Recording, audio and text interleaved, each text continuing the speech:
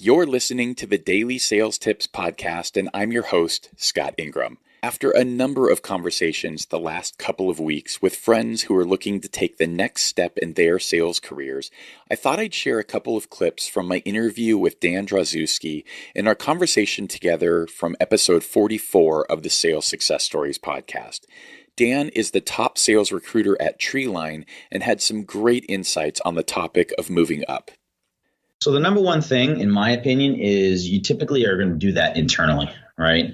That's the number one way to do it. If you're with a company that it's not cutting it and you don't see that path anytime soon, then my recommendation is, and a lot of people are looking to make that jump immediately. It's a tough jump to do if you're in an organization and you're going to leave to try to make that transition. It's not impossible. I've seen it happen. It's just not as common.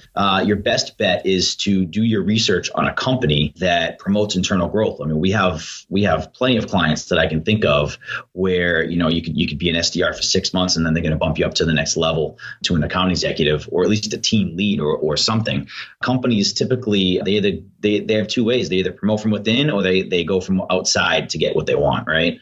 But you can do some research. You can do it on LinkedIn. You can check LinkedIn profiles. If you get a company and you see, 5 or 10 people with, a profile of, business development rep for 6 months and then account executive for a year and a half and then team lead for another year, and you start to see multiple profiles like that, well, a light bulb should go off on your head and say, well, these guys like to promote from within. They like to groom their own talent.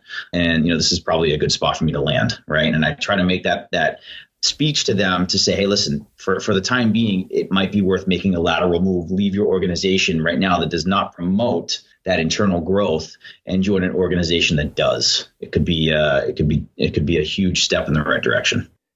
If you have career advice or questions about your own sales career, join the conversation at dailysales.tips/70. That's also where you'll find links to my full interview with Dan.